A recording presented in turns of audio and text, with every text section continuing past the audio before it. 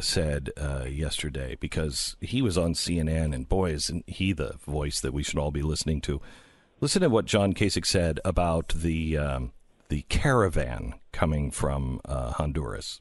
They're marching north, and you know what? It could easily have been all of us, that we're in the caravan, that we're marching north, trying to save our families and save our children. We've got to start putting ourselves in the shoes of other people. We've got to start thinking about the consequences that others suffer. And if we've been spared those by the grace of God, let us be appreciative. Let us count our blessings. Hey, stop. I can't take him anymore. Bill, within 6 hours, my crack team found out who these people were, what the real intention was. And the press and John Kasich still are just saying, no, these are just good people. You want to talk a little bit about the caravan? Yeah. First of all, I know Kasich a long time. He used to sub for me once in a while on a Factor on Fox. He's a good man, very sincere, did a nice job running Ohio. But John is a theoretical guy. He's not a real world guy, and people ought to know that. So he basically saying, Americans, we have to put ourselves in the position of somebody in Honduras who is poor and oppressed because the society down there is violent and out of control. Okay, but then what is the point of that exercise, Governor Kasich? That we allow everyone in Honduras to come to Ohio? Everyone? And the same thing with all the poor countries in the world? Because that's what you are espousing by saying that the caravan people should be allowed to seek asylum in the United States. That's what you're saying. Everyone can come here and do that. We would lose California. Right now. California would be a foreign country within 18 months. Right. 3-year backlog right now of asylum hearings. And if you apply, you are in the country. You're here for 3 years at least. Okay? What do you do here? Who knows? 50% of all immigrant families, both illegal and legal, are on means-tested welfare. So there's a 1 out of 2 chance that the American taxpayers are going to have to pick up some of your bills. $22 trillion debt right now for the USA. So if you look at the unintended consequences of John Kasich's vision of compassion, it's not compassion at all. You're basically wrecking a system that does provide true opportunity for 320 million Americans should they do what they need to do to succeed. You're wrecking that system, Governor Kasich. Do you not understand that? See, and that's the debate. I mean, I just crushed him in the debate because he would have no answer for any of that. Bill, tell me who's behind this. Who's financing this? Well, I do believe it's the progressive crew, the George Soros people, because that's who has done it in the past. And we did a big thing on BillO'Reilly.com last night about Soros after CBS glorified him. We said, no. He's pumping in 2018, this year alone, tens of millions of dollars into the worst organizations. And by that I mean they attack and smear anyone they disagree with. David Brock runs one of them. That's the Media Matters guy. And don't tell me that, this is a benevolent man. So I believe that these kinds of people, I can't prove it because there's no accountability in Honduras, but I believe they're behind it because there is big money behind it, as everybody knows. Bill, I invite you to read what even the president of Honduras is saying. This is backed by a Cuba, Venezuela, and ousted president of Honduras that are blaming the United States for all of the unrest. The former president says that America is going to have to pay for all of this. They'll have to accept our citizens. This is just an ongoing internal battle in Honduras that has quite honestly lied to many of their people and said that America is going to have to take you, and they're going to because they're responsible for this mess. This is a Marxist revolutionary that has tried to take Honduras by force. The Supreme Court, two branches of their government, found what he was doing to be unconstitutional and kicked him out, and he's been causing problems ever since. And now he, Venezuela, and Cuba are together in what was formerly known as ALBA, but they are pissed at the United States, and they're the ones financing at least the beginning of it. That's how it started. Now, Soros or others may be involved, but I haven't seen any evidence of that yet, but I would not put it past them. Right, and it would be interesting to see if there is a pipeline of cash going into Tegucigalpa. So this is what I say. I'm skeptical of everything, and I agree with you. There has been no hard evidence put forth that George Soros or people like him did this, but if it's one of these things they've done in the past. Yes. But the government of Honduras should be able to trace foreign money coming into that country back. They should be able to show people this is what has arrived here. So I hope they do that. If they believe Cuba and Venezuela are actively involved in subverting their own country, Honduras, and then by extension hurting the USA, they have the ability to find that out. Let's go. There are two other groups that are being formed now, two other waves that are supposedly following this one. And I would love to hear when we come back what you think the president should do, what you think it looks like if they do arrive at the border, and how the press is going to treat this, and what do sane Americans do to counter that. When we come back with Bill O'Reilly. We're with Bill O'Reilly. Bill, let me lay out a scenario here, and you tell me where I'm off base. I don't think this caravan helps the Democrats in the midterm elections, and it's why the press is saying, "Oh, there's no evidence that they're going to come all the way to the border," and they're dismissing it, and that's just a crazy conspiracy thing that get the Trump supporters all wound up. They're all dismissing this now. I can't believe that they're going to make it by the midterm election. I think this is to arrive after the midterm election and a possible new Democratic House, which will throw us into chaos. A, you think there's any reality in there? B, what do you see coming and how things are going to shake out? Well, I said on BillO'Reilly.com, my analysis is that the Mexican government will break up a lot of the caravan before they start getting onto vehicles, because they're not going to walk to McAllen, Texas, or Tijuana, San Diego sector. They're not going to do it. So they're approaching a railway terminus now in Mexico.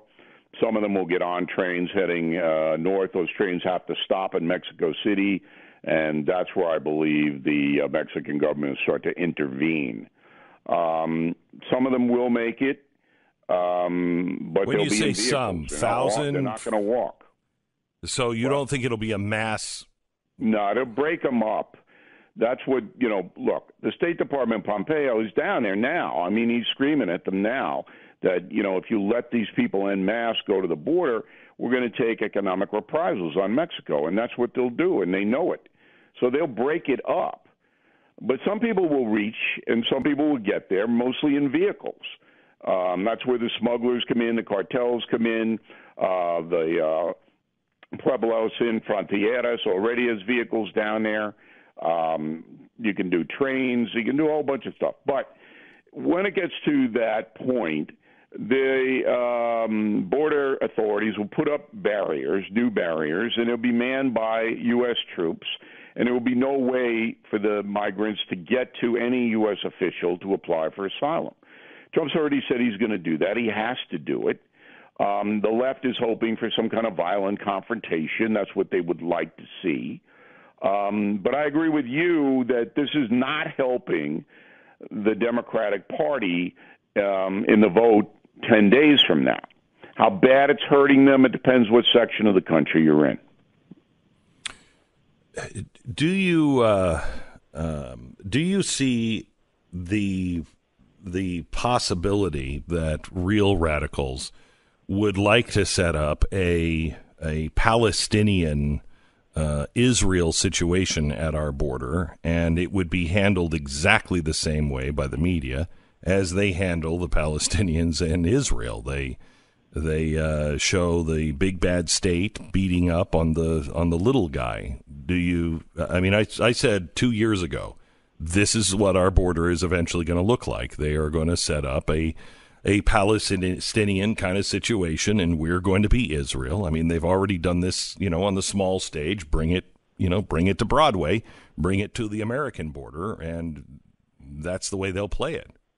Maybe, but the Mexican government does not want that. All right, they don't want. They got problems on a border. Juarez, one of the worst places in the world. Tijuana right behind. They don't want all this because it drains their infrastructure. I mean, this is an environmental disaster for Mexico. These people all need facilities. They need water. They need food. Mexican people are poor. There's not the infrastructure to support this. So, yeah. So how do the left would love shanty towns there with mothers and babies and look at the United States. They're rich and look at these people and let them in. Sure. But the Mexican government, I'm telling you, is under tremendous pressure by the Trump administration not to allow any of this to happen.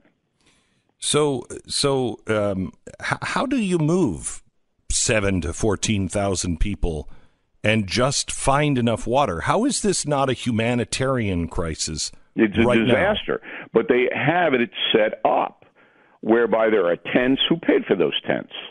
Yeah, you would think the media would care. Nah. You kidding? No, Bill. No. All they want to do is take the pictures of the poor baby and children and mother. No, Bill. Care? But they care so much about the humanitarian side of this. You would think that they would find out, is there enough baby formula? Yeah, who's paying for it? Right. Look, we've been over this and over this and over this. We don't have a honest press in America anymore, which is an enormous story that is not being covered by the dishonest press. They're not going to cover themselves. So there's guys like you and me, we do it, but most of the American people feel that we do have a functioning honest press, and we don't. On any level. Let me ask you this. There was a story out this week, and I know you touched on it, about the 1 in 4 college students were in critical distress in response to the Trump election. 25% said they felt like they had PTSD. Yeah, this is at Arizona State University and in Tempe. And look, it's just an ongoing indicator that there is a segment of the American population under the age of 30 who cannot cope with life. That's why you're seeing the rise of opioids. You're seeing this whole thing. It all plays into we just can't handle it. Yeah. We can't handle any stress. No stress zone. We can't have any. We have microaggressions. I'm offended by a sign. I'm offended by a speaker. I'm offended by a hat. There's a frog over there. He offends me. Can you imagine when they have children? My gosh, they're not going to be able to get up in the morning. But those people will fail. They will fail in our system because our system's not going to change. It's going to be competitive. It's going to be self-reliance. That the progressives would love to change it, but it's not going to change in our lifetime. And these people who have all of this anxiety about Donald Trump being president or whatever else it may be are going to fail in the marketplace. Going to give you an opportunity to address Megyn Kelly. Anything to say about Megyn Kelly? I think I was kinder to Megyn Kelly than any other person in the news business, as you well know. We featured her on my program in a segment called The Kelly File, which became her name of her program when she got one. We promoted her in the beginning. I thought she was a very honest, great talent and did what I always do. I helped her along. Subsequently, she turned out to be not a very nice person to me and many others at Fox, many others, and went on her way, and now it's not looking so good. But I'm not specifically, a person who wants to revel in anybody's discomfort. Right. I don't like doing that. I specifically want to know about what you think about losing a job because you would dare ask a question. If you're not trying to tear somebody down and it's Halloween and here's this specific case about a woman who loved Diana Ross, when is Diana Ross, how is that offensive? And losing your job. Well, in our PC culture now, and this ties in, it's so ironic because Ms. Kelly, one of the biggest boosters of Me Too, which of course does not take into account due process. So now, did she get due process? No, she did not. Now, her comments may have been to her inoffensive, but if you know your history, black-faced entertainers in America were used to denigrate African Americans, and she knows that. She should have known it. Well, she does. I don't know about that, Beck. I really don't know if she knew that or not, because she could have easily pointed that out in a couple of paragraphs before going into any kind of defense of it, and she did not. But in our media society now, if you say anything out of the PC line in the network arena, or if you're attacked by a Me Too situation in the network arena, your career is over. There is no due process, no presumption of innocence, no benefit of the doubt. You're out. Is it ironic at all that there are so many people on the left in journalism that are celebrating her demise? I don't know if it's celebrating as much as it's a virtue play. You see, this is what has arisen. All these left-wing commentators see themselves as virtuous. Oh, Megyn Kelly. Did you see what Kirsten Powers wrote in USA Today? Did you see that? No. All right. You ought to take a look at that, because was a Fox News contributor, who I use a lot, and she just scorched Kelly. Absolutely scorched her as a racist. Came flat out, said it. You're a racist. And you know what? I'm a racist too. This is what Kirsten Powers said. But I'm working on it. I'm aware of my racist tendencies because I'm white. For Kirsten Powers, everyone who's white's a racist. White privilege. All right? But I'm working on it, so I'm virtuous, but she's not. And this is what you get, that all of these people that pile on, and I'm certainly not going to do that to Megyn Kelly or anybody else unless it's George Soros.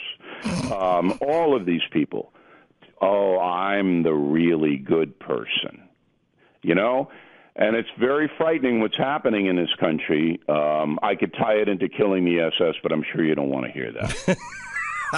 Of course you could tie it into killing the SS. Well, it's all about what you can say.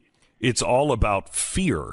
And that's what the Nazis were all about. Absolutely. It's all about fear. It goes back to you cannot say things in America anymore, or you will be punished. Yes. Guess what other society had that going on? Yep. Thank you very much. Bill O'Reilly, best-selling book, Killing the SS. Really, really good. New York Times bestseller, of course. Mr. Bill O'Reilly, we'll talk to you again next week. Thank you so much. All right. Well, the FBI may have arrested, well, they have arrested a suspect in Florida. It broke about an hour ago that they were bringing somebody in for questioning. Now it is arrest of a suspect. His van is covered in stickers. I mean, the guy's nuts. If I were to ask you before this, can you sketch out what you think this guy's van looks like? You would have picked this. Yeah.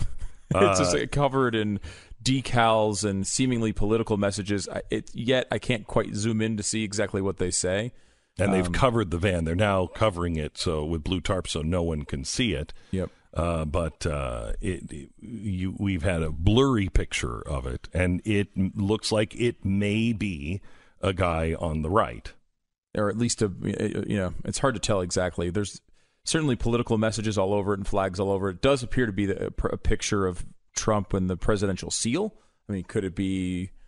It could be either. It could be. I don't like that this guy's president, right? Yeah, but I mean, I don't know. Again, this is what people are speculating at this point. It's hard to see honestly from the pictures. You'll get a picture pretty soon, though. That's clear, I'm sure. We're going to find this out relatively quickly. Yeah. Where this guy goes. I mean, this is a really quick arrest. It does support the idea that he was, as does the fact that 0 of the bombs went off, completely incompetent and crazy. I mean, the fact that you mail bombs and they're finding you this quickly is, shows a lack of level of sophistication. It does. It really does. Yeah. So we'll see. We're going to know fairly quickly, I think. So this guy may be just a really bad, incompetent version of the Bernie Sanders guy that was competent when he was trying to kill all the Republicans about a year ago. Looks like this may be our version of that guy. Fortunately, our version, if you will, is completely inept and incompetent, and no one was hurt. Yeah, I mean, if that's true. If that's true, what the van said, we don't know. And to be noted, of course, he is absolutely not my guy. No, I know that, but they're going to say, right, he's not my guy either. Yeah. But, they're going to assign him as, this is what a Trump supporter is like and blah, blah, blah. And you know what? There are those people on both sides. And this is why it is so terrifying. It's not going to be a rational person that causes these things. They're not going to be rational. They're going to be nuts. They're going to be absolutely nuts. And that's what's frightening is the media just puts all of the nut jobs on the right in as the regular person. Right. When it comes to the left, they don't even report them. But they certainly say, well, that's not who Bernie Sanders is, and that's not a Bernie Sanders follower. Well, I agree with you. Why is this guy all of a sudden any less than the guy from Bernie that was a Bernie Sanders volunteer? Yeah, and as we said at the time, Bernie Sanders is not responsible for shootings at baseball fields, and nor is Donald Trump responsible for this, as any logical person that's ever seen anything to do with our legal system would be able to note. But again, we're not going to know enough about this. This is a product of the world we are creating now, and that is all of us. All of us are creating this, and it's not going to stop until both sides realize it. Until the media says, "Okay, wait a minute, what did we do that makes you think that we're the enemy? What did we do?" And actually listen to half the country. Then we could move forward and create a better tomorrow. Okay, looks like we may have the guy who is sending the package bombs. We know now he lives in Florida, has a criminal history, has ties to New York. They have wrapped his white van up so you can't see anything because he looks like a crazy man. It's one of those, it's one of those vans where there's stickers over every bit of it. We're not sure. It looks like he was a Donald Trump, a big, crazy big fan of Donald Trump. Emphasis on crazy. But we don't know for sure because it looks like that's what those stickers are, but we don't have a clear picture of it yet. Yeah, get going, Internet. I mean, what's going on here? Jeez, how long do we have to wait? What is the deal? This is 2018. I want it immediately. Exactly. I want to know. This case broke like an hour ago. I want this guy in jail by now. I want to know. And speaking of that, by the way, I mean, isn't the bigger problem here? Don't we just stop selling vans? Well, white vans. Stop selling white vans and arrest all people who own white vans. Now, if you're driving around in a white van right now, we'll give you, let's say, a good solid... No, we not. You're up to no good. If you're driving a white van right now, we know you're up to no good. What did you just mail? What was it? Was it powder or was it a bomb? Which one was it? Where were you? Oh, at home sleeping last night? Can you verify that? Do you have witnesses? Do you have a decal in the back that makes it look like an ice cream truck so you can lure little kids in there? Is that what you're doing? That's what I bet you're doing. What else would you do with a white van in 2018? Well, someone's saying there's lots of business uses and... Well, but that wouldn't be this show. No, they'd bring up all sorts of things. I mean, if they have their own show, they could make that point, I suppose. Wasn't the guy in Virginia? Was it? So if you disagree with this, get your own damn show. Wasn't the guy in Virginia? Didn't he have a van too?